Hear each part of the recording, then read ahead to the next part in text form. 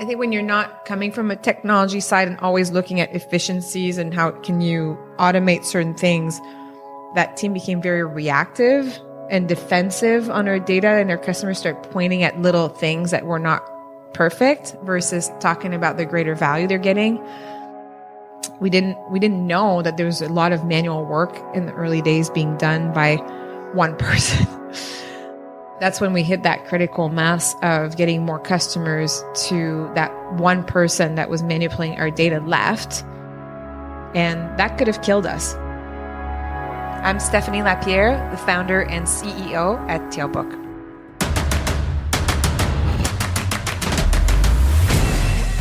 This is Code Story, a podcast bringing you interviews with tech visionaries who share in the critical moments of what it takes to change an industry and build and lead a team that has your back.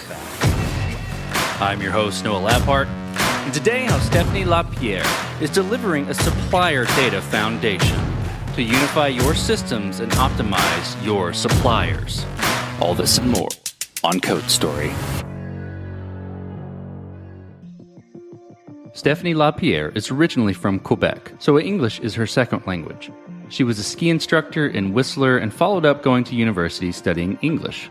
She grew up with an inspirational grandmother who was a forced entrepreneur involved in the community and a fantastic mother and family member. Her mom has a similar story, and Stephany pulls a lot of influence from both of these ladies. While progressing through her career, Stephany had an idea around enhanced supplier data that she couldn't shake. After a small maternal break to have her third daughter, she stepped back into the startup ring to build a tool around dynamic supplier data. This is the creation story of Tailbook. What we do is we use technology, mostly machine learning, to go and find data everywhere we can to solve a problem, which is supplier information that enterprise need to operate their business. And so any information that portrayed to a B2B supplier, so who's a B2B supplier versus a hair salon, right? What do the supplier do? So we want to know their goods and services at a pretty detailed level, how they should be categorized so that our customers can understand and segment their spend.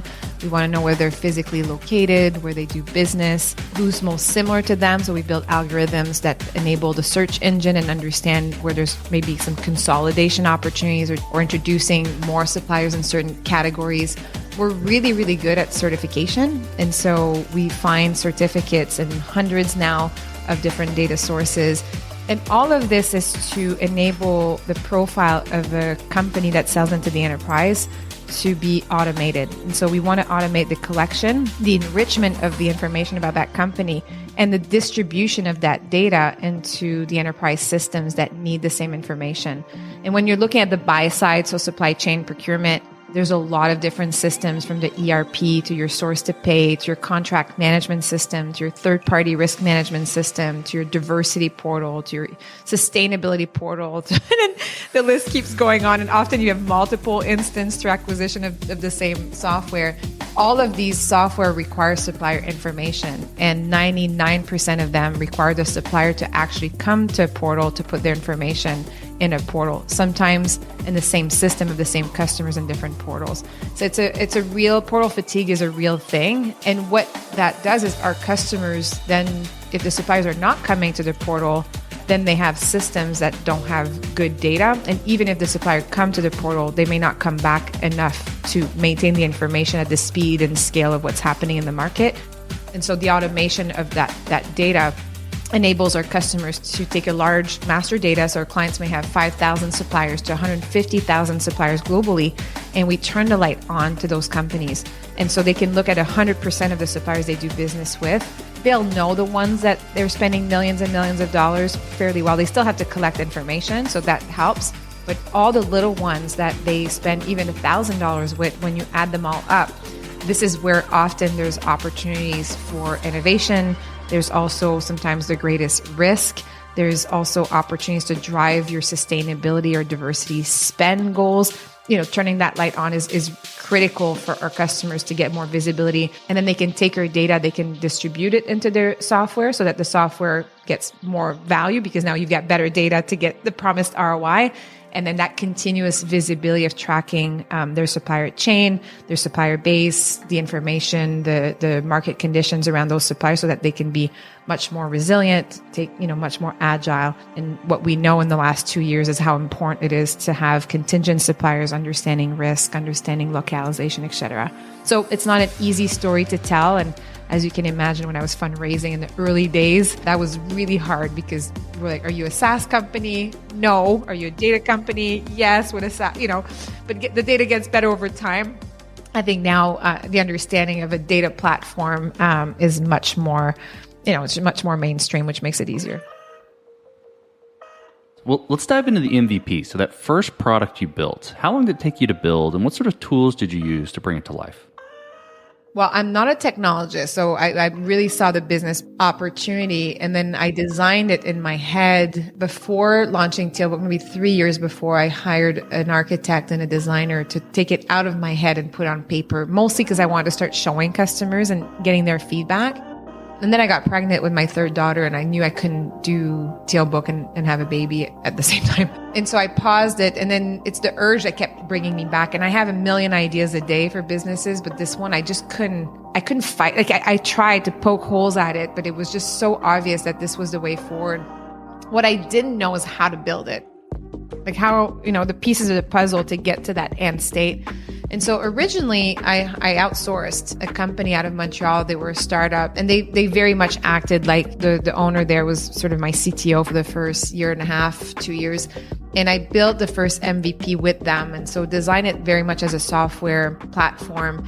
And we started focusing on suppliers first. Because I had the consulting business, I started to sell to suppliers a membership where they could come in, put their information in a profile that was then going to be access to all the Matchbook customers. And I was selling these membership for $5,000 to $10,000. And so I every month, if I could sell 5 membership for $5,000, I could pay my developers. And so I was on the phone 18 hours a day, and I made $1 million selling these membership.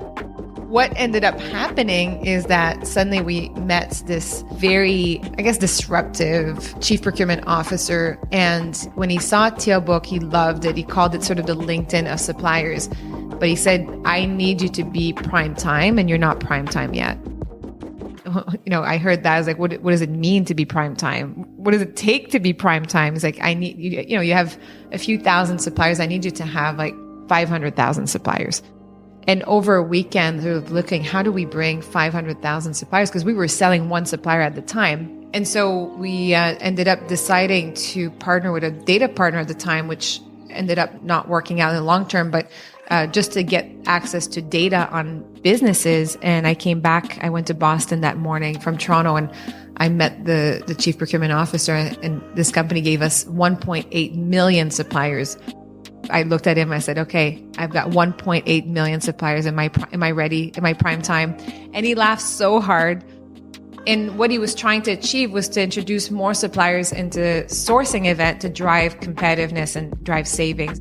What was the big change for us is when I met my first CTO, he had worked at Ariba SAP for 10 years.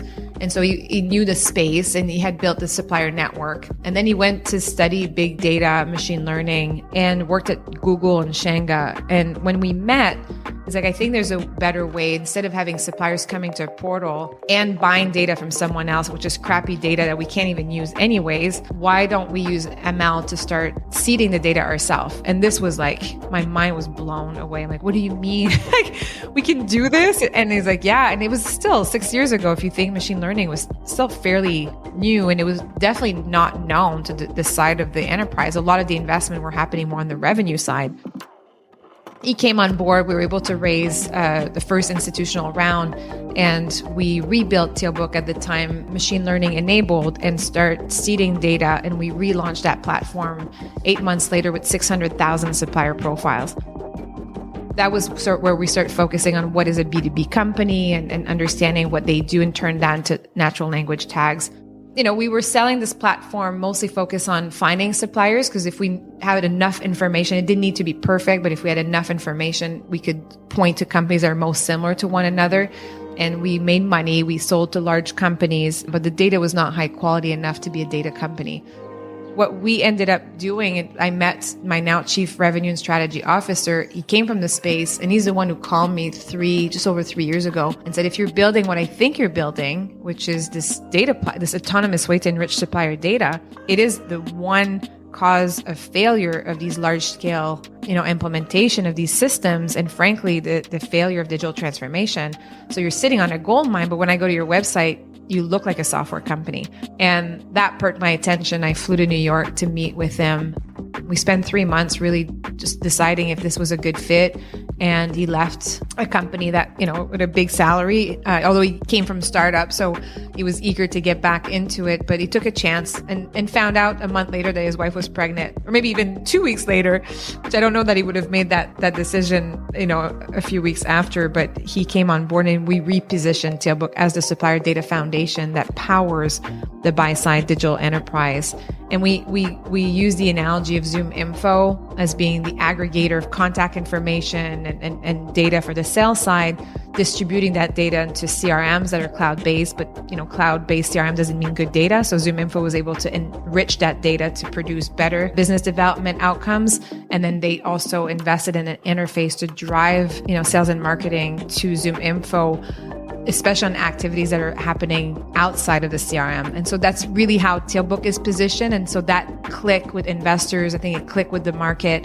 And a lot of our customers had now experienced the failure of these large scale implementation and realizing that, hey, the crappy master data, the garbage in, garbage out, the portal potties, all of that, we can't accept that anymore. And so that's when we start seeing a lot more traction. And for the last 3 years, it's been pretty fast growth.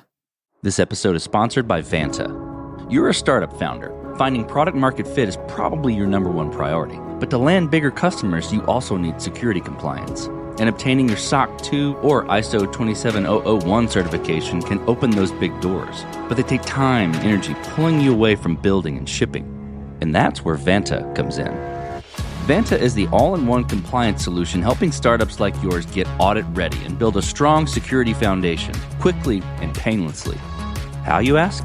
Vanta automates the manual security tasks that slow you down, helping you streamline your audit. And the platform connects you with trusted VCSOs to build your program, auditors to get you through audits quickly, and a marketplace for essentials like pen testing. Join over 8,000 companies, including many Y Combinator and Techstars startups who trust Vanta. Simplify compliance and get $1,000 off at vanta.com/codestory. That's VANTA.com/codestory. This episode is sponsored by Kinsta. Between juggling client meetings, managing your website, and keeping up with everyday tasks, who has the time to stress out about website security? Well, with Kinsta, the technical stuff is taken care of, so you can focus on what you do best. Kinsta provides managed hosting for WordPress, offering lightning-fast load times, top-tier security, and unmatched human-only customer support. Whether you're a business owner, web developer, or running a digital agency, Kinsta makes managing your website easy and efficient. Kinsta provides enterprise-grade security, being one of the few hosting providers for WordPress with SOC 2 and other certifications, guaranteeing the highest level of security for your website. Thanks to their unlimited free expert-led migrations, Kinsta ensures a smooth transition for you from other hosting providers. Customers have reported 200% faster load times post-migration to their platform. What I find cool about Kinsta is their fast and reliable customer service and premium features that are included at no extra cost. Ready to experience Kinsta's hosting for yourself? Get your first month free when you sign up at kinsta.com today. That's KINSTA.com. So from that point, right, where you started to get the traction, your product, is sort of taking off. You've decided some big decisions around being a data platform. How did you progress it from there and mature it? And I think, put that question in a box. I'm looking for how you built your roadmap and how you decided, okay, now this thing is the next most important thing to build or address with Tailbook. customers want you to be a software company because the software is tangible, right? It's like buying a house. You're not buying a house for the foundation, but if you don't have the foundation, the software or the house will cripple. But they see and they can touch and they can workflow software. And so it's always been the challenge for us is moving away from customers wanting us to build RFP tools and contract management solutions within our platform. And I'd say in the last 3 years, like it was definitely at the beginning, product lived within R&D. And even I had very little visibility into a roadmap. It was hard to see. It was not documented because we were moving so fast, learning so fast. When we closed Series A, which was a year and a half ago, we brought in a VP of product, and her first mandate was to decouple product out of R&D and put our priorities in one slide, like where we need to be, just this data platform that's integrated into all system, and where we are today, which was, a platform that had a lot of data, and all of the data was exposed in the UI, the good, the bad, And then we had to all agree on the priority and agree on how we're going to build this and the use cases as we built. And I say that's been still hard. With product, it's very easy to say, I'm going to buy this data from this other provider. I'm going to build a survey for suppliers. It's not the first approach. The first approach is always looking for AI, ML enabled ways to go after data because that increases our moat. It gives us more proprietary data set that we can increase the value of the company and the value to our customers. And so that's an ongoing journey. We do have a new VP of product that we just signed. So depending on when this podcast is coming out, he will hopefully be on board. And he was the VP of the business spend intelligence network at SAP. And what's super interesting is that he was trying to do very similar within SAP to consolidate all these different platforms. But the big challenge is how do you get data in all these platforms, especially when you don't necessarily have data rights and each of these different agreements sits with different businesses across multiple companies. And so I think he saw the opportunity to join us to be able to do this for the world. We also hired a CTO last year. So our first CTO was not the CTO. And we knew this, that post 30 employees, more executive, more investors, that was just not his thing. Like he loved to build from, the ground up and then move on. And so we found a CTO last year that had this really strong combination of someone who came from engineering, also studied neural networks before ML was even a thing, and then was building AI solutions for large enterprise for supply chain specifically. Because if you go all engineering, you're going to go workflow, you're going to want to buy data from other people and aggregate that data. If you are all AI, the danger is to be more too academic and not focusing on the value to the customer and how, and as you probably know, AI is a tiny little component of a big architecture. And so we need to have that combination. So Arnold made a huge difference in joining us. And since we raised Series B, which was right before the holidays, luckily on timing, we raised $50 million US. We've quadrupled the size of our engineering team, and we've data team, product teams.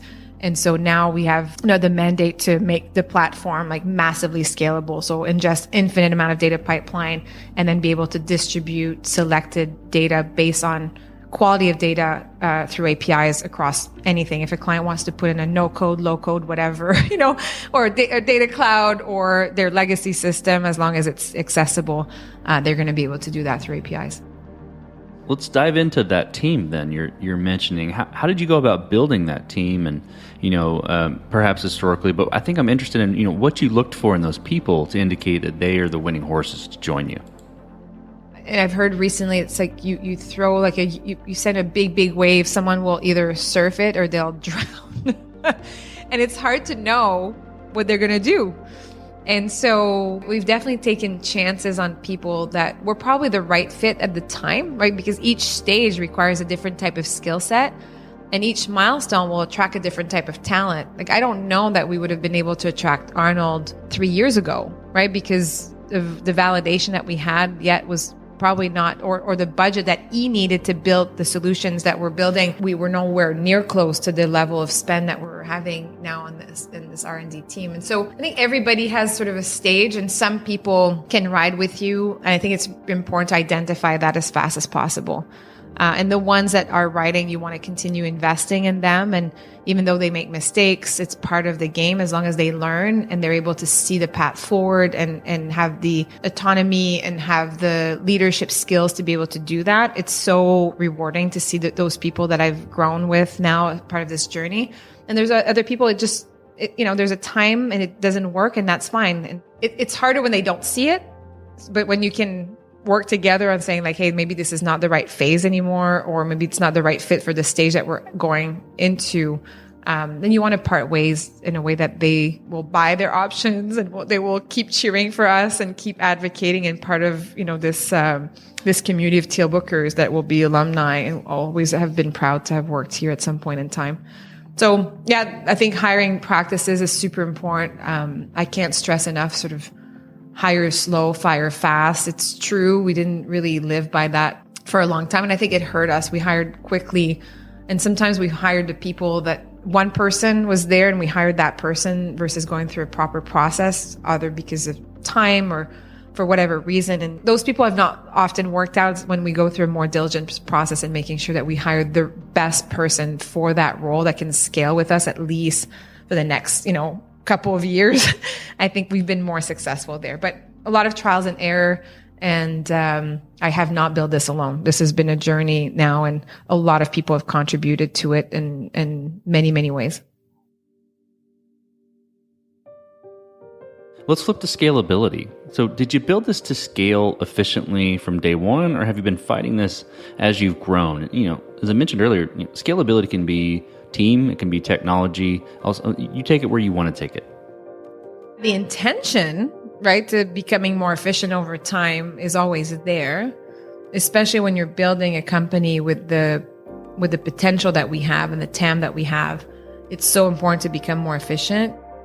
It's less obvious when you're executing on it. Because especially as a first-time tech founder, I don't think I fully appreciated how quickly things rotate from one function to another, right? You're so focused on finding product market fit and figuring out your go-to market strategy. That's all you're focused on. And when you start winning customers, then you start looking at your CS team, right? And then you're like, oh God, we have to scale there. And if you don't do it fast enough, and it's hard to do fast enough when you don't have as many customers, right? Because you don't really know how to build the efficiencies. Then you have more customers in your platform and suddenly they're picking at things and finding things that no one found before. So now it puts stress on product to make sure that we're delivering on the promised value and that we're innovating fast enough to where customers want us to go, while directing customers on where they need to go because they've never bought this thing before. And then you put stress on our technology because suddenly, and I've heard this so many times, they're rebuilt every time you hit a certain type of scale. It's so important to keep the technology to scale. And I don't think I've heard anyone that's, the same platform they built from day one is the same that has continued through their journey. And so what we've done, I think success with that my team led recently is just doing a bottoms up lead to cash model that we can now all look at and see where we have bottlenecks. And ideally we can predict those bottlenecks and we can provide assumptions on some of those potential bottlenecks so that we can start validating and moving faster. But that took us probably a bit too long, frankly, to get to that state. And so any early ways, especially when your lead to cash is not as complex as it is today for us, you can add complexity as long as it's going faster around that triangle. Well, as you step out on the balcony and you look across all that you've built, what are you most proud of? I'm proud of the people we attracted. I was in a room recently on the initial tech deliverables of this new generation of our platform, and I was just blown away. The people that are here all working together to solve this problem that I saw 16 years ago. And they're all so committed and so passionate, and they're so much smarter than I am. So the puzzle and the people that are in the front line selling or working with our customers to drive more value, that's really special. This is not just me anymore. The accountability to our people, to our shareholders, to our customers, to my family. Frankly, it's been 7 years of a lot of sacrifices. I think there's a lot of work to do ahead of us. So, people are like, oh, congratulations on all your successes. And I'm like, well, it's not successful yet, right? And so I don't know when you get satisfied. I don't think you ever potentially get satisfying because there's always grenades, as another founder calls it. Yeah, I feel like we're still very much in the beginning of our journey.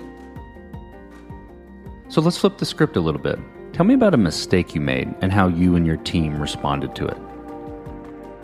We hired someone that I felt knew the space to take care of our customers. So I hired a procurement executive with very strong operational experience and that never built CS before. And I thought that, because of that, we would have more empathy for what our customers are trying to achieve and we'd be able to focus on the ROI and the use cases and drive, more value. I think when you're not coming from a technology side and always looking at efficiencies and how can you automate certain things, it really created that team became very reactive and defensive on our data, and our customers start pointing at little things that were not perfect versus talking about the greater value they're getting. Also, when we implement our customers and we load these large files, we didn't know that there was a lot of manual work in the early days being done by one person. On paper, it looked great, right? On the slides, it looked great. It didn't stop us from fundraising and having customers being strong referrals. But that's when we hit that critical mass of getting more customers to that one person that was manipulating our data left. And then we realized how much was being done manually. And that could have killed us. And it was not obvious. It's not like someone raised a flag. It's sort of like, hey, there's something that's going on here, because some people will be more protective. They won't admit to necessarily the mistakes, or they see that they're going to solve it eventually. And so it was not easy to see what was going on. I think asking the why and taking the time to talk to different people, it was really obvious that we had the wrong skill set. We probably had the wrong leadership team. We had the wrong mindset. And then we hadn't automate this process that was really critical for us to scale. And the second mistake I made is I didn't make the change fast enough, right? I decided to invest and see if we could get to a better state over a quarter. But doing that made it worse for the person. It made it worse for us. And we lost 3 months. That was a very costly mistake that could have actually cost, our reputation, our business, customers. Definitely really hard on the morale for those teams. And luckily now we're in a much, much better spot. But I wish we'd caught that earlier and acted on it earlier versus, waited. So let's switch to you, Stephany. Who influences the way that you work? Name someone you look up to, or multiple persons that you look up to, and why. I try to not compare myself to other people. I remember in the early days, I was more easily impressed with other founders. Like I would meet founders that had raised. I remember this guy raised $40 million, and I thought like, wow, he's made it. Like I went and visited this office. It was this massive office overlooking the water.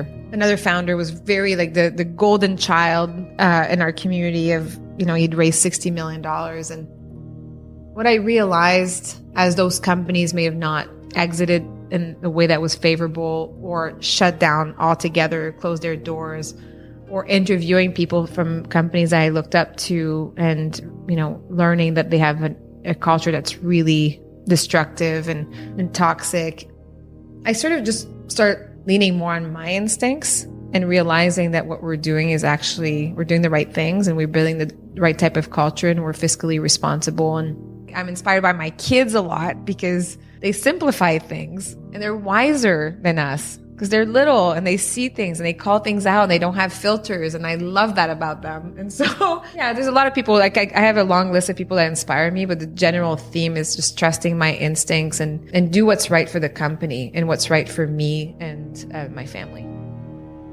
Well, last question, Stephany. So you're getting on a plane and you're sitting next to a young entrepreneur who's built the next big thing. They're jazzed about it. They can't wait to show it off to the world. Can't wait to show it off to you right there on the plane. What advice do you give that person, having gone down this road a bit? Oh, I would not give them advice. I would just listen and smile and ask how I can help. If they want my advice, I can share my perspective, but I always tell other entrepreneurs that my journey will be different than your journey. We're going to face some similar challenges, and when you get to that, you just don't know what is going to be around the corner yet. But when you do face or you need to get out of your own head, give me a call. And then when you're trying to navigate some tough discussion, I can help you sort through it just by asking questions. But you usually know the answer. Is just usually you just need someone else to listen talking you out loud, and usually the answers come. So yeah, you never want to take that fire. I remember there's one person I met in my early days of Tealbook. I was sitting in a hotel, and this guy come and start talking to me, and he was in my space. He was in the procurement world. And he said something like, it's a dumb idea, it'll never work. I don't see how there's a need for this. And it was just like so upsetting to me that someone would say something like that. Even if you believe that, like, why would you try to crush my dreams? I don't know. I still he's a really high up executive, and we have never crossed path again. And maybe it's a way to motivate someone, and people are quick to want to see kind of the negative side. Anyway, so I would just be like, hey, smiling for them, enjoy the journey. This is the ride of your life. Learn as much as possible, trust your instincts. And when you need help or you need someone to talk to, just give me a call. That's great advice. I love that. Well, Stephany, thank you for being on the show today. Thank you for telling the creation story of Tealbook. Yeah, thank you for having me. And this concludes another chapter of Code Story.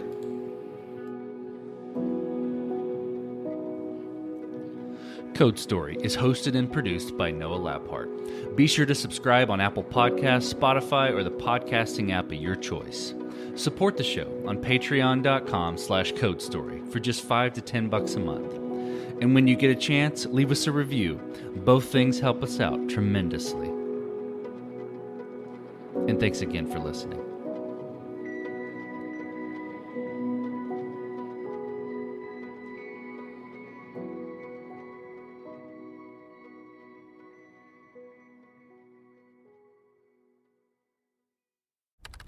Business taxes. We're stressing about all the time and all the money you spent on your taxes. This is my bill? Now Business Taxes is a TurboTax small business expert who does your taxes for you and offers year-round advice at no additional cost, so you can keep more money in your business. Now this is taxes. Intuit TurboTax. Get an expert now on TurboTax.com/business. Only available with TurboTax Live full service.